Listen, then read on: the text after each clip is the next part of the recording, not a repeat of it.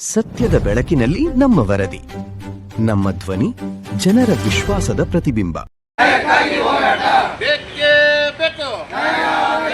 ಸರ್ಕಾರಂತೆ ಸರ್ಕಾರ, ಸರ್ಕಾರಂತೆ ಸರ್ಕಾರ, ಬೇಕೇ ಬೇಕು.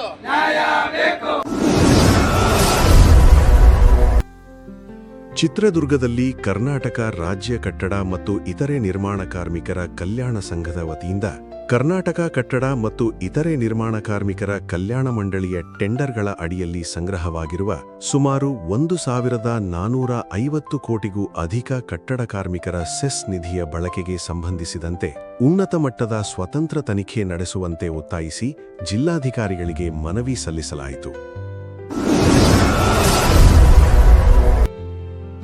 ಸಂಘದ ಕಾರ್ಯದರ್ಶಿ ಕುಮಾರ್ ಮಾತನಾಡಿ, ಕರ್ನಾಟಕ ಕಟ್ಟಡ ಮತ್ತು ಇತರೆ ನಿರ್ಮಾಣ ಕಾರ್ಮಿಕರ ಕಲ್ಯಾಣಕ್ಕಾಗಿ ಕಾನೂನುಬದ್ಧವಾಗಿ ಸಂಗ್ರಹಿಸಲಾದ ಸೆಸ್ ನಿಧಿಯ ಬಳಕೆಗೆ ಸಂಬಂಧಿಸಿದಂತೆ ಮಾಹಿತಿ ಹಕ್ಕು ಕಾಯ್ದೆಯಡಿ ಪಡೆದ ದಾಖಲೆಗಳು, ಸರ್ಕಾರಿ ಆಡಿಟ್ ವರದಿಗಳು, ಟೆಂಡರ್ ದಾಖಲಾತಿಗಳು ಹಾಗೂ ಸಾರ್ವಜನಿಕವಾಗಿ ಲಭ್ಯವಿರುವ ಮಾಹಿತಿಗಳ ಪರಿಶೀಲನೆಯ ವೇಳೆ ಸಾರ್ವಜನಿಕ ಹಣದ ಬಳಕೆ, ಟೆಂಡರ್ ಪ್ರಕ್ರಿಯೆಗಳು ಹಾಗೂ ವಿವಿಧ ಯೋಜನೆಗಳ ಅನುಷ್ಠಾನದಲ್ಲಿ ಗಂಭೀರ ಹಣಕಾಸು ಮತ್ತು ಆಡಳಿತಾತ್ಮಕ ಅಕ್ರಮಗಳು ನಡೆದಿರಬಹುದೆಂಬ ಅನುಮಾನಗಳು ವ್ಯಕ್ತವಾಗಿವೆ ಎಂದು ಆರೋಪಿಸಿದರು. ಸೆಸ್ ನಿಧಿಯ ಬಳಕೆಯಲ್ಲಿ ಸಾರ್ವಜನಿಕ ಹುದ್ದೆಯಲ್ಲಿದ್ದ ಅಧಿಕಾರಿಗಳು, ಸಂಬಂಧಿತ ವ್ಯಕ್ತಿಗಳು ಹಾಗೂ ಖಾಸಗಿ ಸಂಸ್ಥೆಗಳ ಪಾತ್ರದ ಕುರಿತು ಉನ್ನತ ಮಟ್ಟದ ಸ್ವತಂತ್ರ ತನಿಖೆ, ವಿಶೇಷ ಅಂದರೆ ಸ್ಪೆಷಲ್ ಆಡಿಟ್ ಹಾಗೂ ಫೊರೆನ್ಸಿಕ್ ಆಡಿಟ್ ನಡೆಸಬೇಕು ಎಂದು ಮನವಿಯಲ್ಲಿ ಆಗ್ರಹಿಸಲಾಗಿದೆ.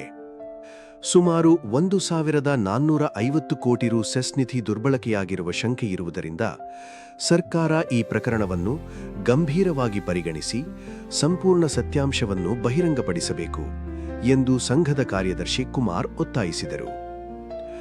ಈ ಸಂದರ್ಭದಲ್ಲಿ ಸಂಘದ ಅಧ್ಯಕ್ಷ ಮಂಜುನಾಥ್, ಉಪಾಧ್ಯಕ್ಷ ಗೌಸ್ಪೀರ್, ಖಜಾಂಚಿ ಈಶ್ವರಪ್ಪ, ಸಹಕಾರ್ಯದರ್ಶಿ ರಾಜಪ್ಪ ಸೇರಿದಂತೆ ಸಂಘದ ಪದಾಧಿಕಾರಿಗಳು ಹಾಗೂ ಕಟ್ಟಡ ಕಾರ್ಮಿಕರು ಪ್ರತಿಭಟನೆಯಲ್ಲಿ ಭಾಗವಹಿಸಿ ಬಳಿಕ ಜಿಲ್ಲಾಧಿಕಾರಿಗಳಿಗೆ ಮನವಿ ಸಲ್ಲಿಸಿದರು.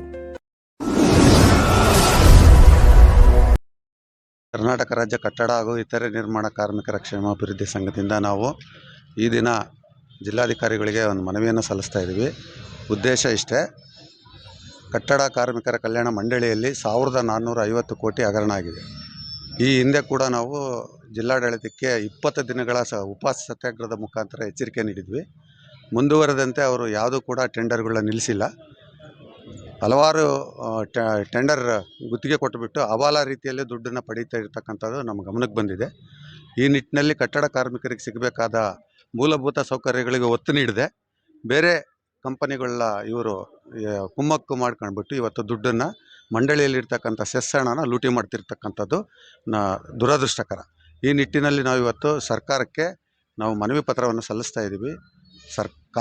ಕಾನೂನಿನ ಪ್ರಕಾರ ಕಟ್ಟಡ ಕಾರ್ಮಿಕರಿಗೆ ಸಿಗಬೇಕಾದ ಏನು ಸವಲತ್ತುಗಳಿದ್ದಾವೆ ಅವಕ್ಕೆ ಒತ್ತು ಕೊಟ್ಟು ಮಂಡಳಿಯಲ್ಲಿ ಇರ್ತಕ್ಕಂಥ ಹಣನ ಸರಿಯಾದ ರೀತಿಯಲ್ಲಿ ಉಪಯೋಗಿಸ್ಬೇಕನ್ನೋದು ಕೂಡ ನಮ್ಮ ಸಂಘದ ಉದ್ದೇಶ ಆಗಿದೆ. ಈ ರೀತಿ ಬೇಕಿಲ್ಲದ ಯೋಜನೆಗಳನ್ನು ಜಾರಿ ಮಾಡಿಬಿಟ್ಟು ನೋಂದಾಯಿತ ಕಟ್ಟಡ ಕಾರ್ಮಿಕರಿಗೆ ಸಿಗಬೇಕಾದ ಸವಲತ್ತುಗಳು ಅಂತಂದರೆ ಮನೆಗಳು ಸಿಕ್ಕಿಲ್ಲ. ಇನ್ನು ಸಹಜ ಸಾವಿಗೆ ಕೇವಲ 1.5 ಲಕ್ಷ ಕೊಡ್ತಾ ಇದ್ದಾರೆ. ಅದು 5 ಲಕ್ಷಕ್ಕೆ ಕೊಡ್ರಿ ಅಂತ ಕೇಳ್ತಾ ಇದ್ದೀವಿ. ಆಕಸ್ಮಿಕ ಸಾವು ಮತ್ತು ಅಪಘಾತ ಮರಣ ಅಂತ ಇದಕ್ಕೆಲ್ಲ 10 ಲಕ್ಷ ಕೊಡ್ರಿ ಅಂತ ಕೇಳಿದ್ದೀವಿ. ನವೀಕರಣನ ಪ್ರತಿ 3 ವರ್ಷಕ್ಕಿದ್ದದನ್ನು 1 ವರ್ಷಕ್ಕೆ ಮಾಡಿದ್ದಾರೆ. ಆ ನವೀಕರಣ ತೊಂದರೆಯಿಂದನೇ ಇವತ್ತು 1,45,000 ಇದ್ದ ಕಾರ್ಡ್ ಬರೀ 35,000ಕ್ಕೆ ಬಂದು ನಿಂತಿದ್ದಾವೆ.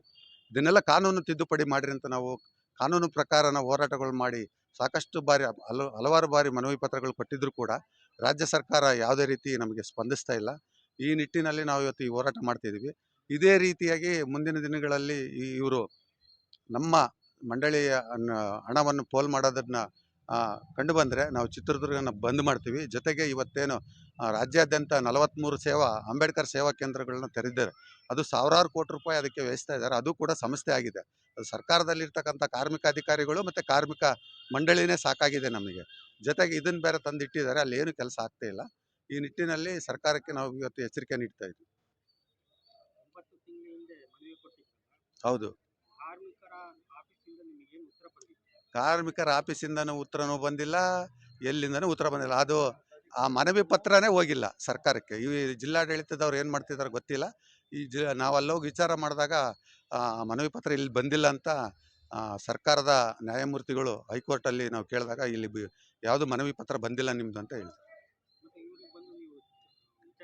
ವಿಚಾರ ತಿಳಿಸಿದಾಗ ನಾವು ಅಲ್ಲೈತಿ ಇಲ್ಲೈತಿ ಅಂತ ಹುಡುಕಿ ನಮಗೆ ಸುಮ್ಮನೆ ಸುಳ್ಳು ಹೇಳೋಂಥ ಕೆಲಸ ಮಾಡಿದ್ದಾರೆ.